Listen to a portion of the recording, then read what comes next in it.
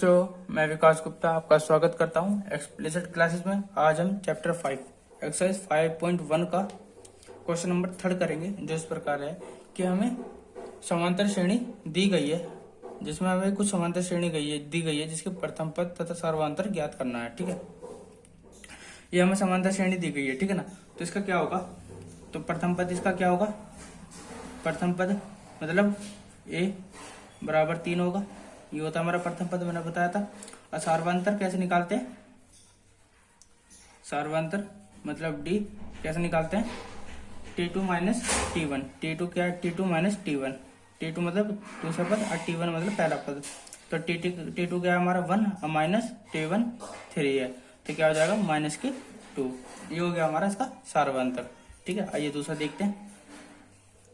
दूसरा क्या है, -5 -1 3 और 7 है। ऐसे इसका प्रथम पद क्या होगा, पद होगा हमारा a माइनस के 5। ठीक है, और d सार्वंतर क्या होगा हमारा -1 माइनस होगा पहला पद, तो क्या हो जाएगा -1 + 5, तो कितना हो जाएगा +4 हो जाएगा। ये हो गया हमारा d हो गया। ठीक है,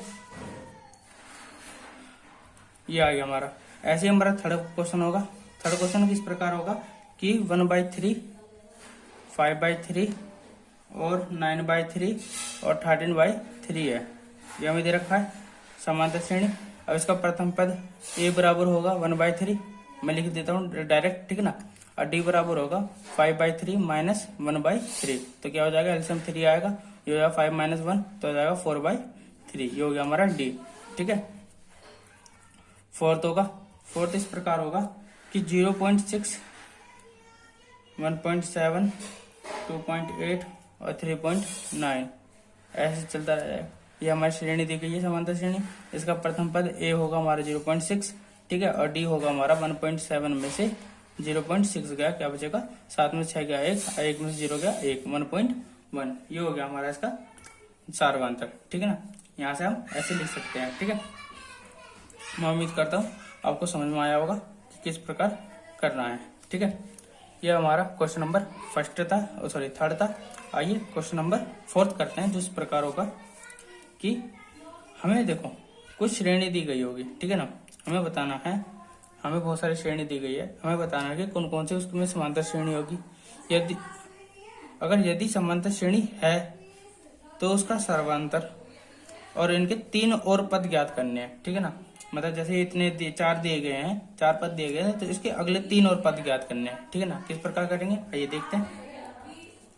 अब देखिए, हमें पता करना है कि समांतर श्रेणी है या नहीं है। तो मैंने इसका आपको एक तरीका बताया था कि तो कैसे निकालते हैं समांतर श्रेणी पता करने के लिए हम क्या करते हैं, यहाँ पे सार्वंतर कर लेते हैं। सार्वंतर ज्ञात कर लेते हैं। सार्वंतर मतलब d, किस प्रकार निकालेंगे, d1 निकालेंगे। d1 क्या है 4 - 2 कितना है 2 हो जाएगा। ठीक है, ऐसे d2 निकाल लेंगे। 8 - 4 कितना आ गया 4 आ गया। यहाँ ले सकते हैं क्योंकि d1 is not equal to d2। ठीक है, तो लिखेंगे अतः क्योंकि d1 is not equal to d2 है, इसलिए दी गई श्रेणी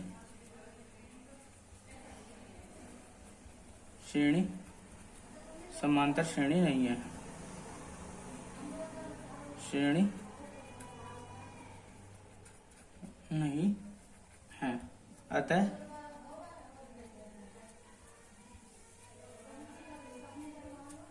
इनका सार्वंतर तथा अगले 3 पद ज्ञात नहीं कर सकते। ठीक है ना, ज्ञात नहीं कर सकते हैं। ठीक है, ये हो गया हमारा क्वेश्चन नंबर फर्स्ट। आइए इसका सेकंड पार्ट देखते हैं। सेकंड पार्ट क्या होगा, इस किस प्रकार होगा आइए देखते हैं। सेकंड पार्ट इस प्रकार होगा कि हमें सेकंड पार्ट इस तरह रखा है। ठीक है, क्या है 2 5/2 क्या होगा 3 और 7/2 मैंने बताया था।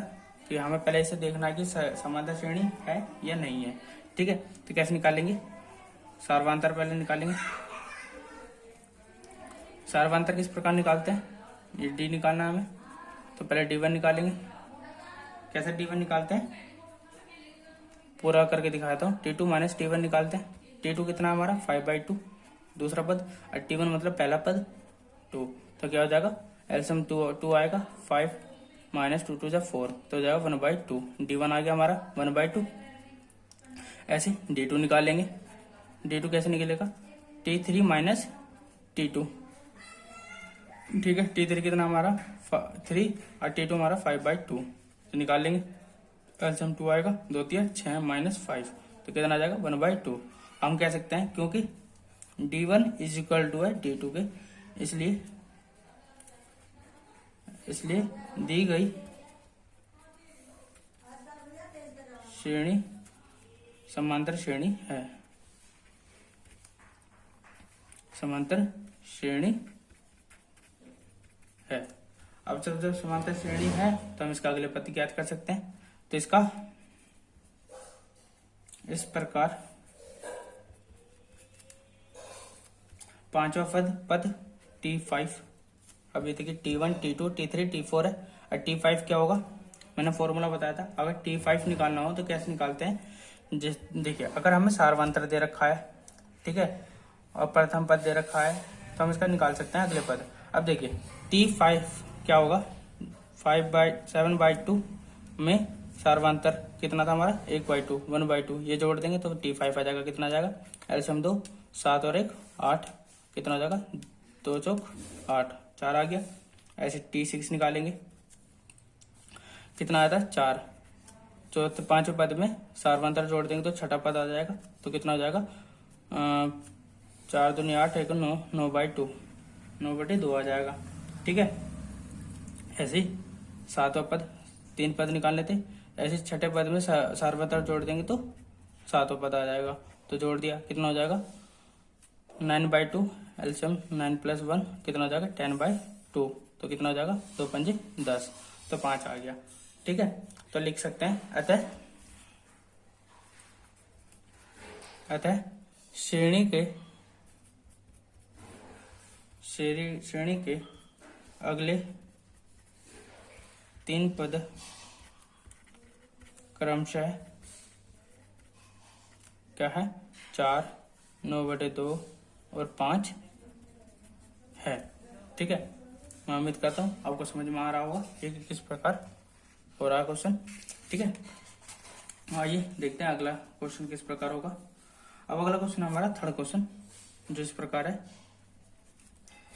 कि -1.2 -3.2 और -5.2 और -7/7.2 है। ये हमें श्रेणी दी गई है। ठीक है, हमें पता करना है ये समांतर श्रेणी है या नहीं है, तो निकालेंगे सार्वधातुक। मैंने बताया कि समांतर श्रेणी पहचानने का तरीका क्या है, हमें इसे निकालना पड़ेगा इसका सार्वधातुक इक्वल है तो होगा हमारा समांतर श्रेणी, नहीं तो नहीं होगा। तो क्या होगा? T2 माइनस T1 क्या होगा? 3.2 माइनस के 3.2 माइनस T1 क्या है? माइनस के 1.2, तो क्या हो जाएगा? माइनस के 3.2 प्लस 1.2 घटाएंगे तो क्या होगा? 2 में से 2 गया 0, 3 में से 1 गया 2, तो माइनस के 2 आ जाएगा 2.0। ठीक है, ऐसे D2 निकालेंगे। D2 क्या होगा? T3 minus T2।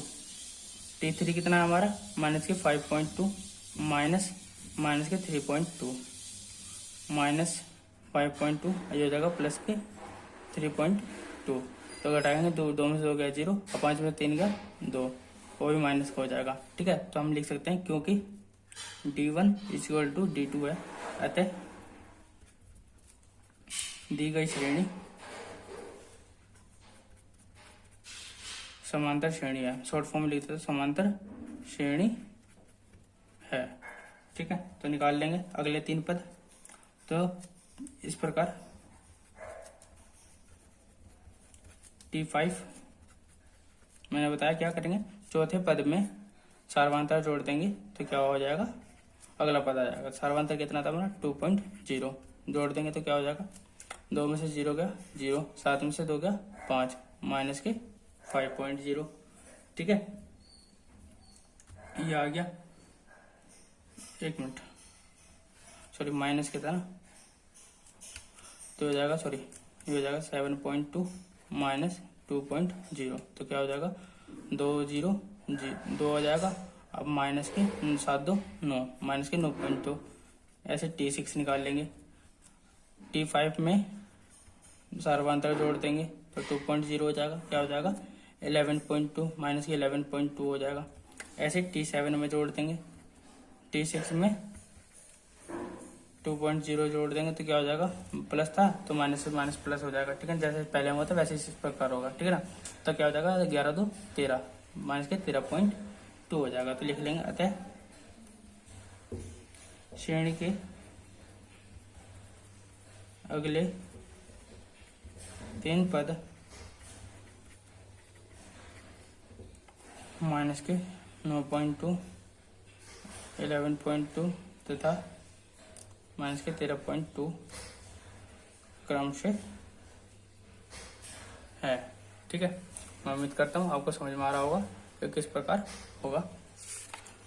आइए देखते हैं अगले वाला क्वेश्चन, देखते हैं किस प्रकार होगा। देखिए, इसका 4th क्वेश्चन है जो आप स्वयं कर सकते हैं, सेम है, मतलब एक जैसे हैं। माइनस के 10, -6, -2 और 2। ठीक है ना, तो इसे चेक करके बताना कि ये समांतर श्रेणी है या नहीं है। अगर है तो इसके अगले 3 पद कौन कौन से होंगे। ठीक है ना, इसे कमेंट सेक्शन में आप कमेंट करके बताएंगे। आइए इसका 5th क्वेश्चन करते हैं। 5th क्वेश्चन इस प्रकार है कि 3 + √2, 3 + 2√2 और 3 + 3√2। ठीक है, ये दिए गए हैं। ठीक है, तो इससे हम समांतर श्रेणी है या नहीं है यह पता करेंगे। कैसे पता करेंगे, सार्वधातुक ज्ञात करेंगे।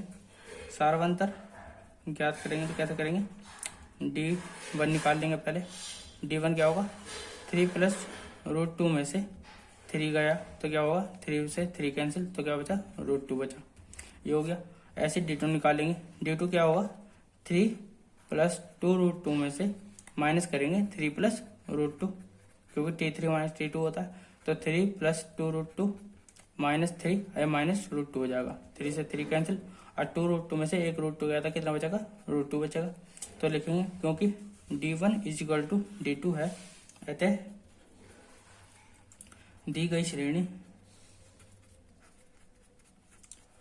समांतर श्रेणी है, समांतर श्रेणी है। तो इस प्रकार T5 क्या होगा, T5 क्या होता है कि चौथे पद में सार्वधातुक जोड़ दे तो आ जाता है। तो चौथा पद क्या था हमारा 2, और सार्वधातुक कितना है, √2, तो ये T5 आ गया।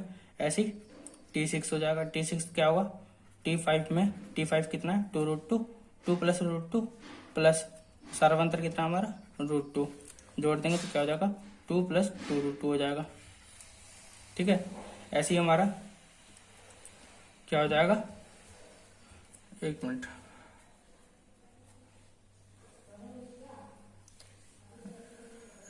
सॉरी T5 था हमारा 3 + 3√2, सार्वधातुक कितना था हमारा √2, तो कितना हो जाएगा 3 + 4√2 हो जाएगा। और ये था हमारा 3 + 4√2, उसमें √2 जोड़ देंगे तो कितना हो जाएगा 3 + 5√2 हो जाएगा। ऐसे T7 निकालेंगे। T6 में √2 जोड़ देंगे तो आ जाएगा हमारा 3 + 6√2। ठीक है, तो लिख लेंगे, अतः श्रेणी के अगले 3 पद क्रमशः 3 + 4√2 और 3 + 5√2 तथा 3 + 6√2 है। ठीक है, मैं उम्मीद करता हूँ आपको ये क्वेश्चन समझ में आया होगा। आइए इसका अगला पार्ट देखते हैं। अगला पार्ट 6th पार्ट है, जो इस प्रकार होगा कि 6th पार्ट क्या कहता है कि 0.2 0.22 0.222 और 0.222 ये दे रखा है। ठीक है, अब इसका सारवांतर देख लेते हैं, ये समांतर श्रेणी है या नहीं है। कैसे निकालेंगे सारवांतर से, मैं आपको बार बार बता रहा हूँ कि ये ज्ञात करने का तरीका है। ठीक है ना, तो D1 निकालेंगे। D1 कितना होगा, क्या होगा, 0.22 में से 0.2 घटाया तो क्या हो जाएगा, 0 लगा देंगे। तो 2 में से 0 गया 2 और 2 में से 2 गया 0, तो 0.02 हो जाएगा। ऐसे D2 निकाल लेंगे। थर्ड T3 में से ये घटा देंगे तो क्या हो जाएगा, ऐसे 2 में से 2 गया 0, 2 में से 0 गया 0, 2 में से 2 गया 0, सॉरी 2 में से 0 गया 2, 2 में से 2 गया 0, 2 में से 2 गया 0। क्या आ रहा है, हम देख सकते हैं कि यहाँ पर D1 is not equal to D2 है, तो लिख सकते हैं अतः इसलिए दी गई श्रेणी समांतर श्रेणी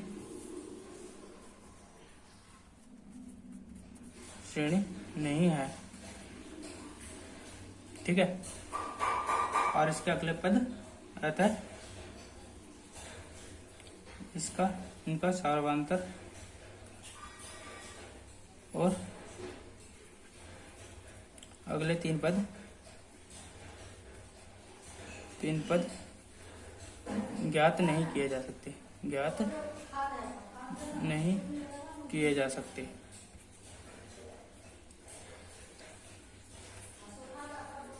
ठीक है ना, ऐसे हो जाएगा हमारा।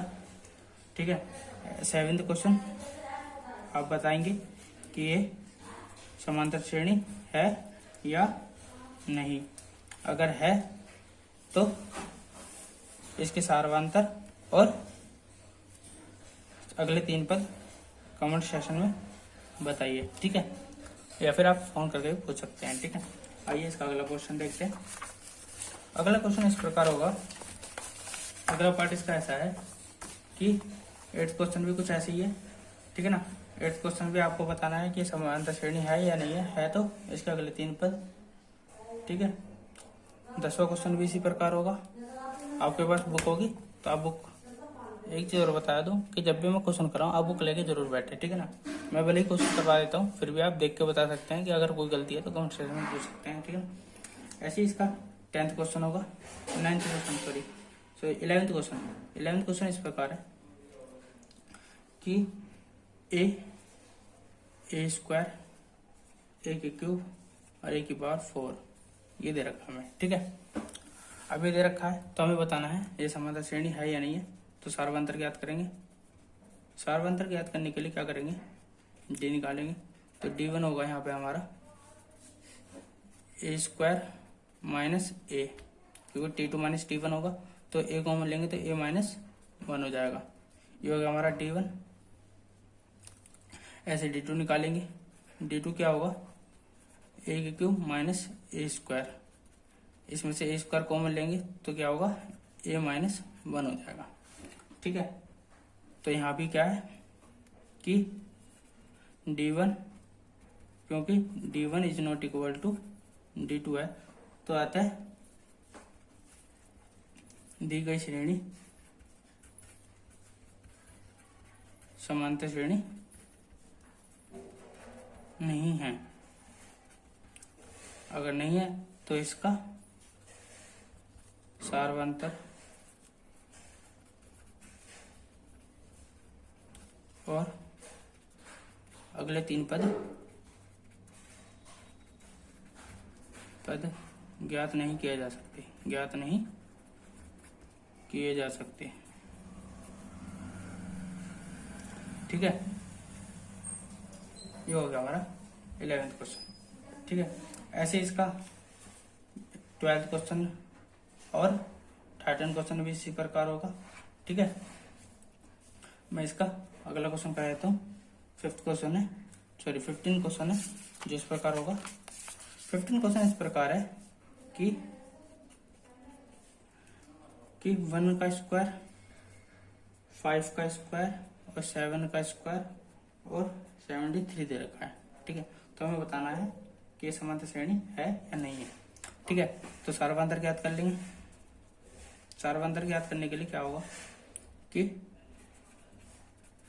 D1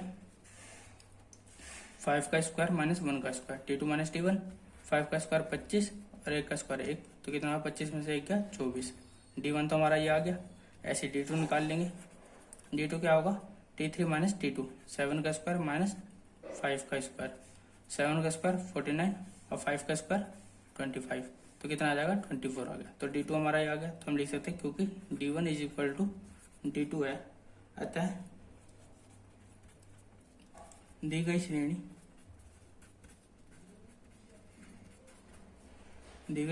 आगे भी चेक कर सकते हैं कि 73 में से 7 का स्क्वायर 49 13 में से 9 गया 4, यह 5 में से 6 में से 2 गया, 4 में से 2 गया, सॉरी 6 में से 2 4 गया 2, ठीक है ना, 24 बचा। तो ये भी ऐसी है। दी गई श्रेणी समांतर श्रेणी है। तो अगले 3 पद इस प्रकार T5 कैसे निकालेंगे।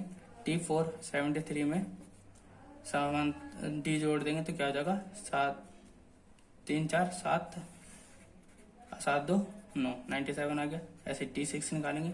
T5 में D जोड़ देंगे तो कितना 7 4 11 और 9 2 11 और 1 12, तो इसका स्क्वायर हो जाएगा 11 का स्क्वायर हो जाएगा। ठीक है,